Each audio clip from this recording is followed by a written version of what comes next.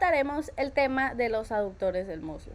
Empezaremos mencionando que estos están situados por detrás y por dentro de los músculos que fueron anteriormente descritos. Este nos presentaría tres primeros planos. En el primer plano vemos que las ramas horizontales del pubis y escopúbica han sido seccionadas. La cabeza femoral luxada hacia afuera, mientras que la isquiopubis ha sido reclinada hacia adentro. Esto para poder extender los músculos. En la presente imagen vemos que existiría el pectíneo, el aductor mediano, el aductor mayor, también lo que es el sartorio, el recto interno, a su vez el semimembranoso, el semitendinoso, bíceps crural, lo que son los dos gemelos y por último la arteria femoral. Cabe recalcar que existe unas dos líneas paralelas, las cuales indicarían la sección del pectíneo y del aductor medio, que básicamente sería la línea 1 y 2. En el segundo plano vemos que tiene una presentación igual o similar que el primer plano. Básicamente tendrían las mismas características o en sí la mayoría serían las mismas. Tercer plano, de igual manera, los aductores del muslo y las ramas del aductor presentarían similares características como el pectíneo, el aductor mayor, el aductor medio, en fin. En los aductores existen tres tipos de aductores. Cabe recalcar que estos aductores son ordenados, o sea, son por medio de su orden de superposición.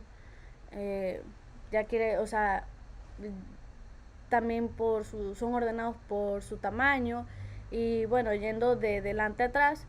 Y cabe mencionar también que estos aductores tienen la misma dirección, o sea que son oblicuas de arriba a abajo y de adentro a afuera.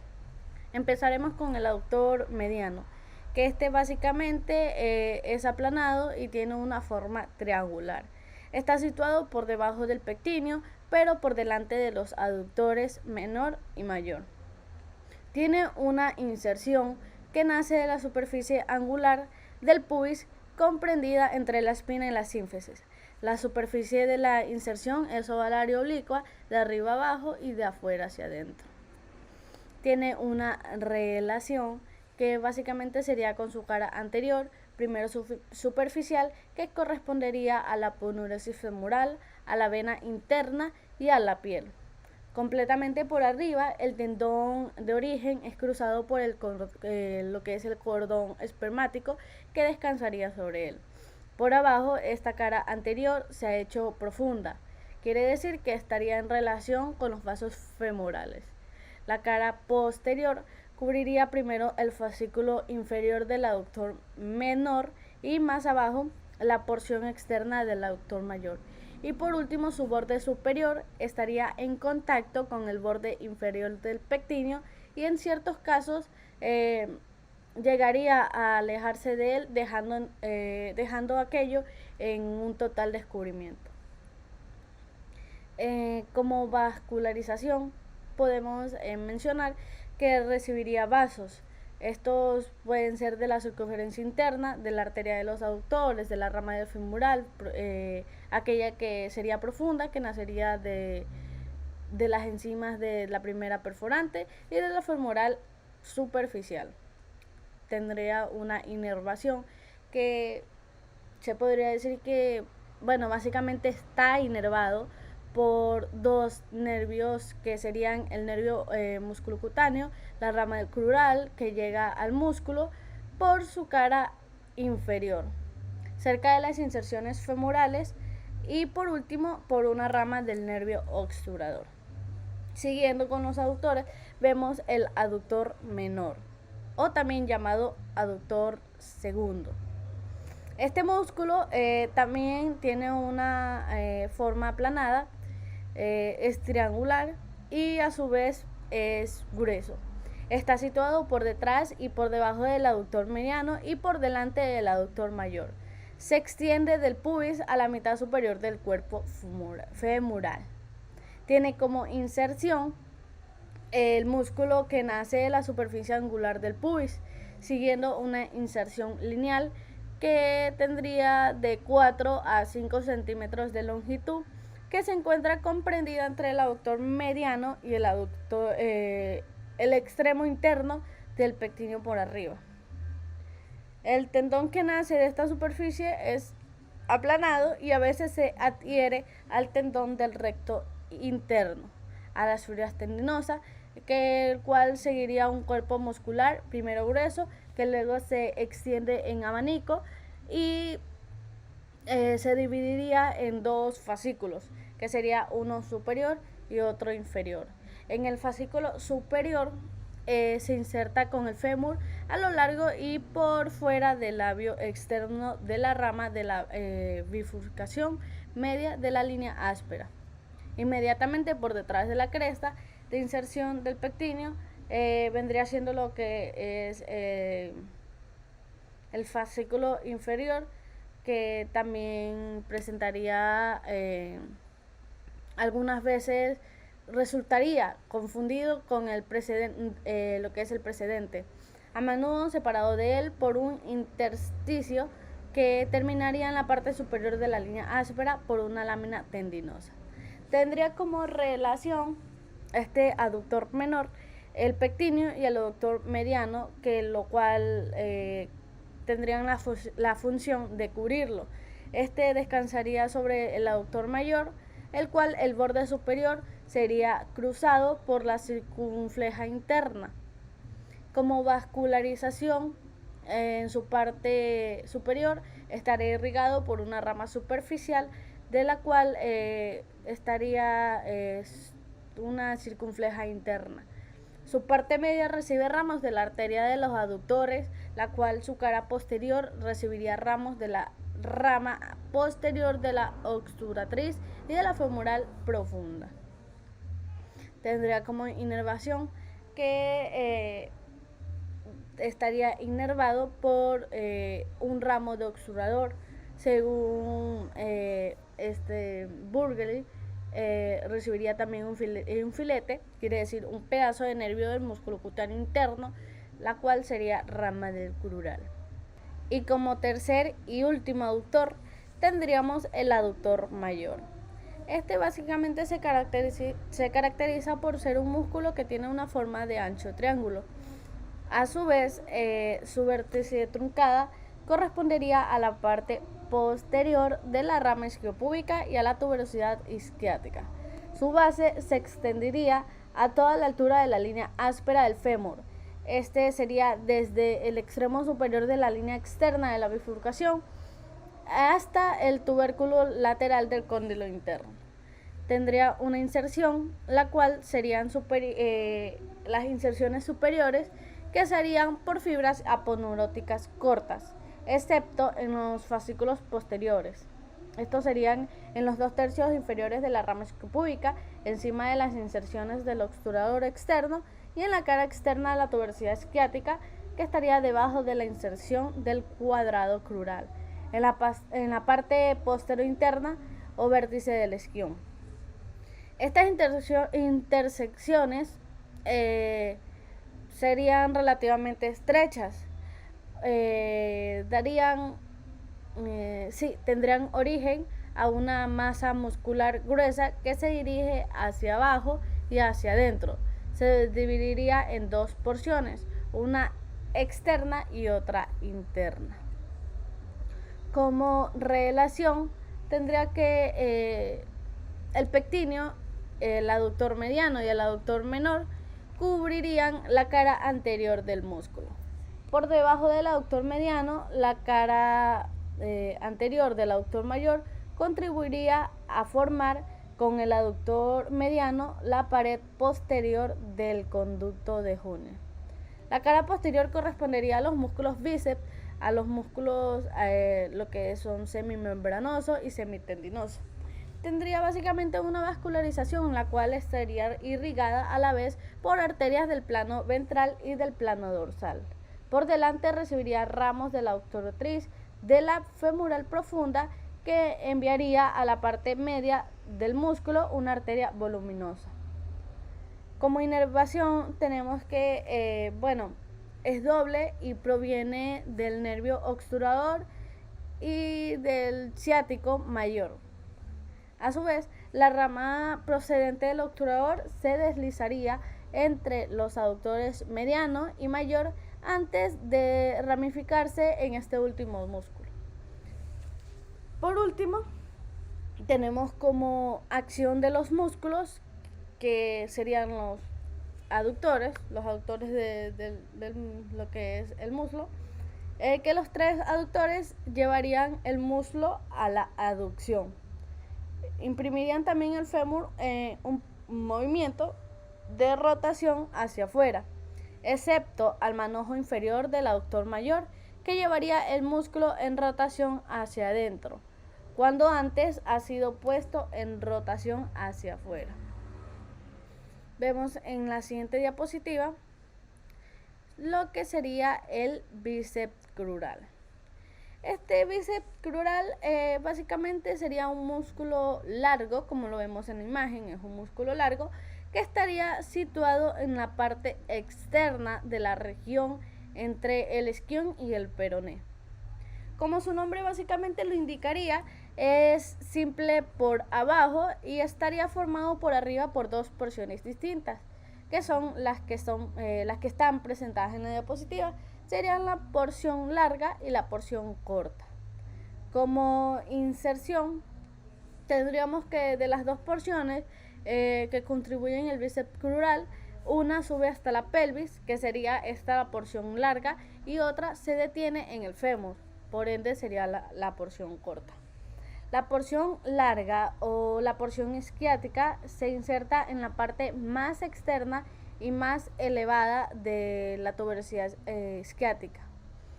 Esta por un ancho tendón que le sería común con el semimembranoso. Este tendón, que sería ancho y potente, estaría situado por dentro del propio del semimembranoso y por fuera de las inserciones del ligamento sacroquiático, el cual sería el mayor, en el cual se fijarían por otra parte en algunas de sus fibras. Tienen una relación, la cual sería que el bíceps crural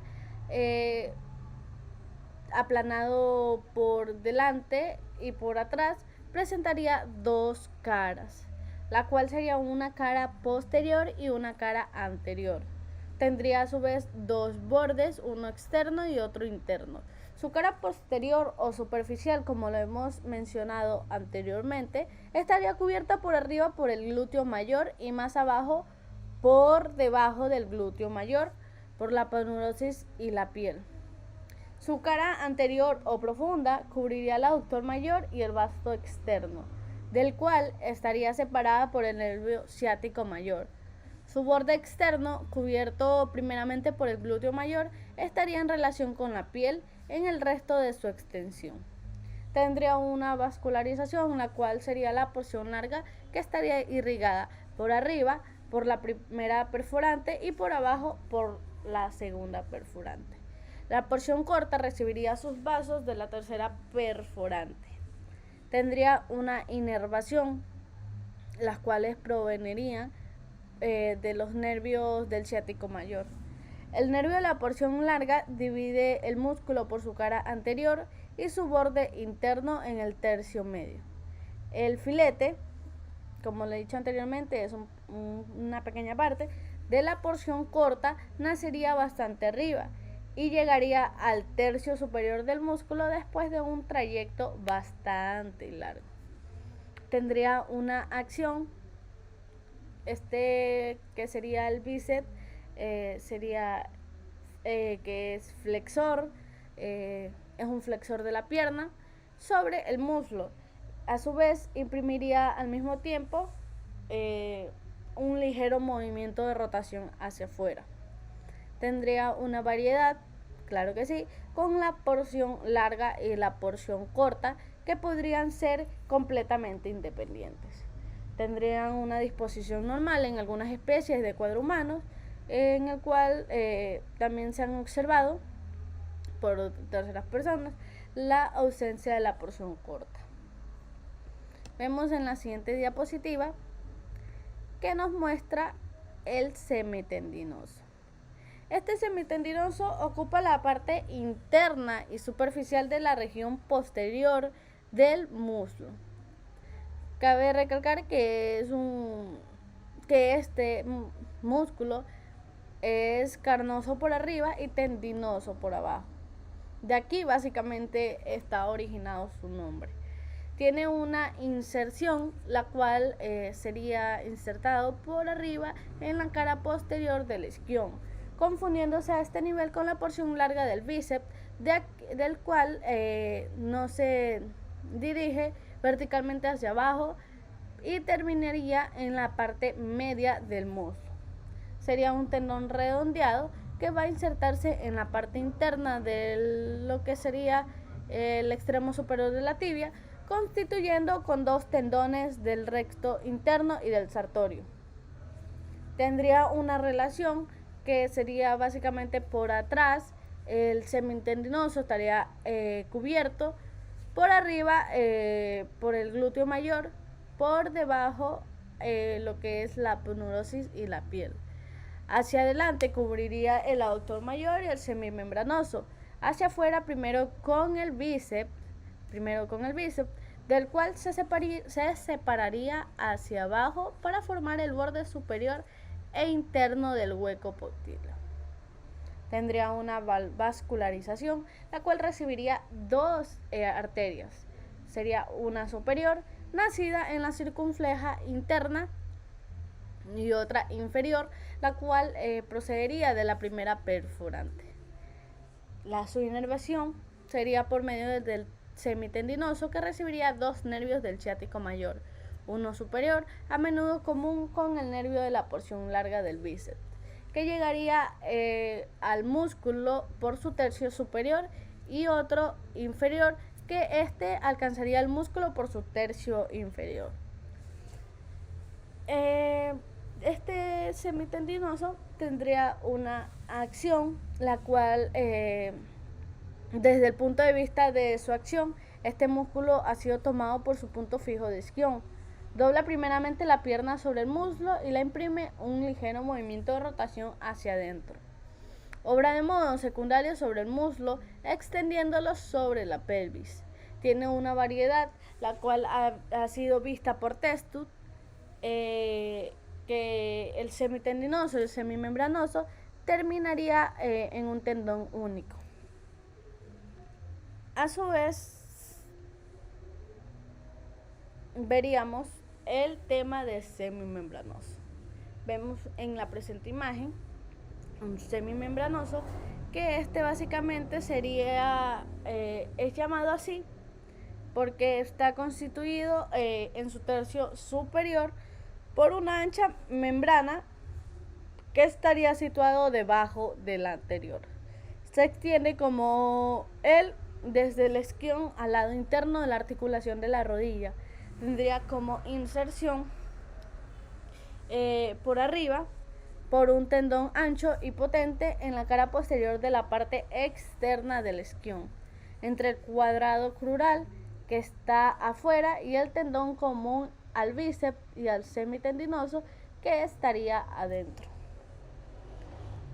Tenemos como relación que el semimembranoso presentaría como los dos músculos precedentes, una cara posterior, una cara anterior, un borde interno y un borde externo. Su cara posterior o superficial estaría cubierta sucesivamente por el glúteo mayor, el cual el semitendinoso y la aponeurosis femoral, a su vez, su cara anterior o profunda cubriría el cuadrado crural, el aductor mayor, la extremidad superior del gemelo interno, el cóndilo interno del fémur y por último la tuberosidad interna de la tibia. Sobre estas se deslizarían mediante una bolsa serosa, la misma que hemos indicado más arriba a propósito de su tendón. Su vascularización estaría irrigada por las tres arterias perforantes, Salmón señala que la presencia en el 25% de los casos de una cuarta perforante nacida de la femoral superficial en el conducto de Hunter, la cual, después de haber perforado el aductor mayor, riega el semitendinoso en el hueco póctil. Tendría una inervación con el ciático mayor, el cual este ramo estaría destinado a menudo doble, que penetraría en él por su cara profunda y por lo que sería su parte posterior. Siguiendo con la acción, ¿sí? Siguiendo con la acción, vemos que el semimembranoso tiene la misma acción que el semitendinoso. Si toma punto fijo en el isquion, dobla la pierna sobre el músculo. Al mismo tiempo, imprimiría un ligero movimiento de rotación hacia adentro para que, como punto secundario, extendería el muslo sobre la pelvis. Claro que tendría una variedad, el cual sería que el semimembranoso puede remontar sus inserciones hasta el ligamento sacrociático mayor. Vemos como último tema el aponeurosis del muslo. Este básicamente, como se podría decir, como la aponeurosis braquial, con la cual presentaría la mayor analogía, la aponeurosis femoral o crural, que además se designa con el nombre de fascia lata, rodea al muslo de manera de un cilindro o de un manguito, cuyo extremo superior estaría en relación con la pelvis y el extremo inferior de la rodilla. En su extremo superior, por parte de la pelvis, la aponeurosis crural se inserta por delante y por adentro, en el borde anterior del arco femoral, en el cuerpo del pubis y en la rama isquiopúbica, y por detrás y por fuera se continúa con la aponeurosis glútea ya descrita, que son los límites respectivos de las dos aponeurosis son puramente convenientes. En el extremo inferior del lado de la rodilla toma firmes puntos de inserción en el peroné, en las dos tuberosidades externas e internas de la tibia y en la cara anterior de la rótula.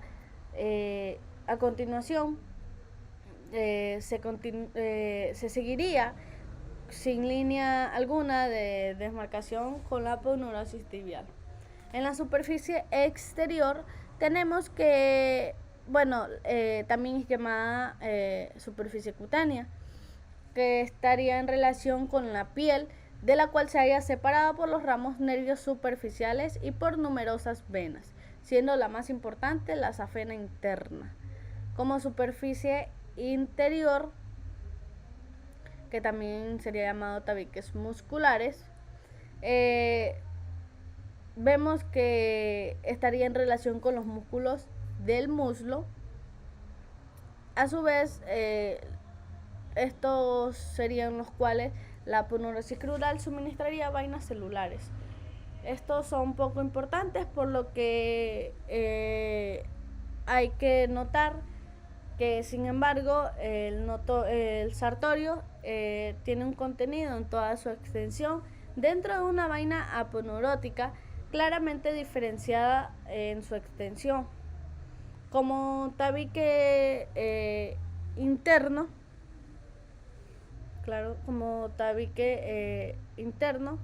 se desprende el lado interno del manguito fibroso. Después se dirige hacia afuera y viene a fijarse sucesivamente. En el tabique intermuscular externo, vemos que toma origen en la parte externa del manguito femoral y se inserta por otra parte en la línea rugosa que desciende del trocánter mayor hacia la línea áspera, en el labio exterior de la línea áspera, en la rama de bifurcación inferior y externa de esta misma línea áspera, que lo conduce así hasta el cóndilo externo. Vemos como compartimientos musculares, las cuales resultaría semejante disposición de la cavidad cilíndrica circunscrita por la aponeurosis femoral, que estaría realmente dividida en dos porciones o compartimientos, una anterior y otra posterior.